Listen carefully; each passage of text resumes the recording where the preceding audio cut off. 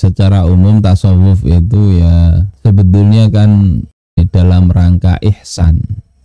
Ya, bahasannya begitu. Anta'budallah ka'annaka tarah fa illam takun tarah fa innahu yarak. Itu penjelasan di dalam kitab Al-Hikam. Jadi tasawuf itu sebenarnya yaitu bagaimana kita beribadah kepada Allah seolah-olah kita melihat Allah atau kita dilihat Allah. Bahasa sederhananya yang memunculkan kesadaran, suasana hati, psikologis tadi, agar ibadah kita itu betul-betul merasa disaksikan oleh Allah dan kita itu betul-betul menjalankannya dengan sempurna. Kita kerja diamati oleh pengawas saja kita begitu rupa untuk berupaya sebaik mungkin. Apalagi kita tahu ini berhadapan dengan Allah, hidup kita ini diawasi oleh Allah Ta'ala. Tentunya kita akan lebih baik lagi. Tasawuf itu sebetulnya dari sisi itu. Nah kemudian kenapa kok bisa ada yang mengatakan sesat dan sebagainya? Itu tidak lain karena tadi ide yang dipelajari dalam tasawuf itu apa? Terpengaruh oleh siapa? Kalau terpengaruh yang tadi, yang sebelum Nabi Isa itu, yang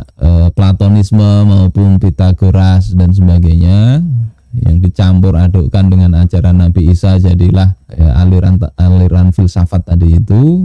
Nah itu yang memang banyak kemudian terjadi hal-hal yang tidak sejalan dengan Islam, yang akhirnya ya sebagian menggampangkan hukum syariat. Maka ada tasawuf itu yang sifatnya akhlakiyah yang kita bahas ini ya. Ada yang sifatnya tasawuf yang filsafati. Kalau sudah filsafat itu memang banyak yang lepas. Nah teladan kita itu Rasulullah. Sehingga ketika kita ingin mengasah pemikiran dan sebagainya, perasaan, ya bagaimana Rasulullah mengajarkan berzikir, mengajarkan tafakur, dan bagaimana para sahabat untuk hal-hal yang kecil itu sampai kepada kesadaran spiritual. Ya. Kitab tafsir Al-Qurtubi ada namanya Abu Sulaiman Ad-Darani. Jadi beliau ini suatu ketika meminum air dari gelas lama sekali sampai subuh malam itu. Ditanya, mahadza ya Abu Sulaiman, kenapa wahai Abu Sulaiman? Ya, kemudian kata Abu Sulaiman, aku ketika memegang gelas ini bukan gelas ya, qadah ya, ada gagangnya, cangkir ada pegangannya. Tafakkartu fi qaulillahi ta'ala, aku berpikir tafakur tentang perkataan Allah Subhanahu wa ta'ala, tentang firman Allah, idzil aghlalu fi a'naqihim wassalasil yushabun, ketika belenggu itu ada di leher mereka, wassalasil dan rantai-rantai, kemudian yushabun, mereka ditarik. Jadi orang yang untuk memunculkan kesadaran akan hubungan dengan Allah itu ya tadi hal-hal sederhana. Makanya sebagian orang sufi mengatakan itu, ma ra'aitu syai'an illa ra'aitullaha ma'ah. Tidaklah aku melihat sesuatu kecuali aku melihat Allah itu bersamanya. Ini jangan difahami oh begitu Allah banyak. Jangan difahami begitu. Itu difahami ya sesuai dengan konteksnya. Yakni melihat tadi seperti Abu Sulaiman melihat gelas, dia masukkan tangannya, melihat tangan megang telinganya gelas itu, dia teringat firman Allah. Ini mirip belenggu.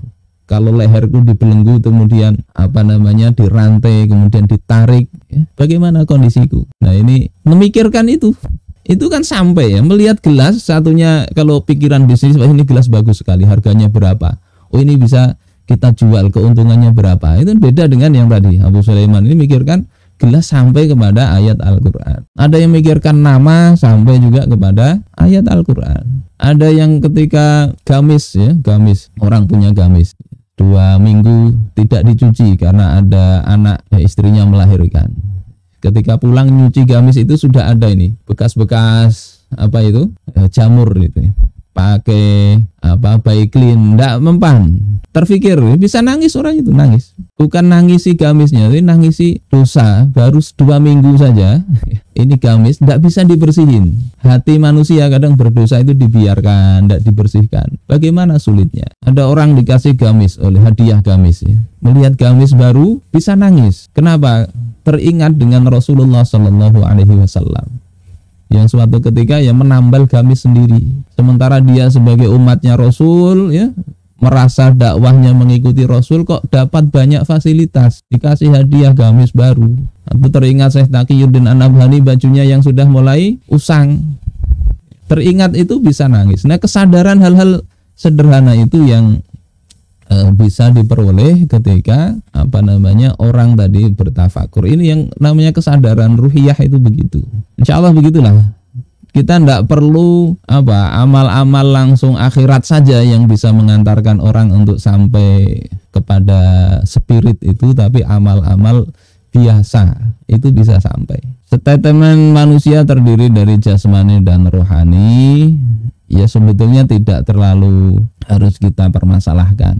Yang dipermasalahkan itu adalah konten atau makna dari kalimat itu. Yang kemudian kalau mau rohaninya tinggi, jasmaninya harus dijauhkan. Itu isi kalimat itu yang penting untuk dikoreksi. Yang akibatnya kaum muslimin bisa mundur, tidak mau ngurus dunia. Ngurus dunia ini membuat spiritual seseorang, rohani seseorang itu mundur. Nanti harus kita bagi, ini untuk urusan dunia saja, ini untuk akhirat saja. Sehingga 50-50, untuk dunia separuh, akhirat separuh, atau dibagi begitu. Tidak begitu. Dalam kehidupan seorang muslim, seluruh kehidupannya itu walaupun sifatnya materi, itu bisa ada unsur spiritualnya, yakni ketika kesadaran itu muncul.